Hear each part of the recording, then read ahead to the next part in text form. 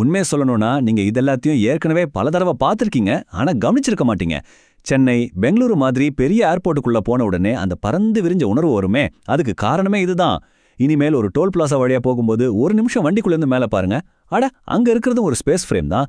பெரிய பெரிய stadium, convention centre, தொழிற்சாலை கூரைகள்னு நம்மள சுத்தி எல்லா இடத்துலயும் இந்த டெக்னாலஜி ஒளிஞ்சிருக்கு. பியூர் ஸ்பேஸ் ஃப்ரேம் இன்ஜினியரிங்குக்கு ஒரு மிக அழகான பிரபலமான உதாரணம் வேணும்னா பாரிஸ்ல இருக்கிற லூவர் மியூசியத்தோட கண்ணாடி பிரமிட் தான். அது வெறும் ஒரு கட்டிடம் மட்டும் இல்ல, ஒரு கலைப்படைப்பாவே ஜொலிக்குது.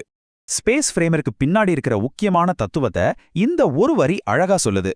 கட்டுமான துறையில எதையாவது கனமா கட்டுறதை விட புத்திசாலித்தனமா வேலை செய்யறது தான் எப்போதுமே சிறந்தது. வடிவங்களோட அறிவியலை புரிஞ்சுக்கிட்டா நாம மாயாஜால மாதிரி இருக்கிற கட்டடங்களை கூட உருவாக்க முடியும். கடைசியா உங்களை யோசிக்க வைக்க ஒரு கேள்வி. இது மாதிரி வேற என்ன இன்ஜினியரிங் அற்புதங்கள் எல்லாம் நம்ம கண்ணு முன்னாடியே நம்ம கவனிக்காம மறைஞ்சிருக்கு? அடுத்த தடவை நீங்க ஒரு பெரிய கட்டிடத்தை பார்க்கும்போது ஒரு புது கண்ணோட்டத்தோட ஆர்வமா பாருங்க.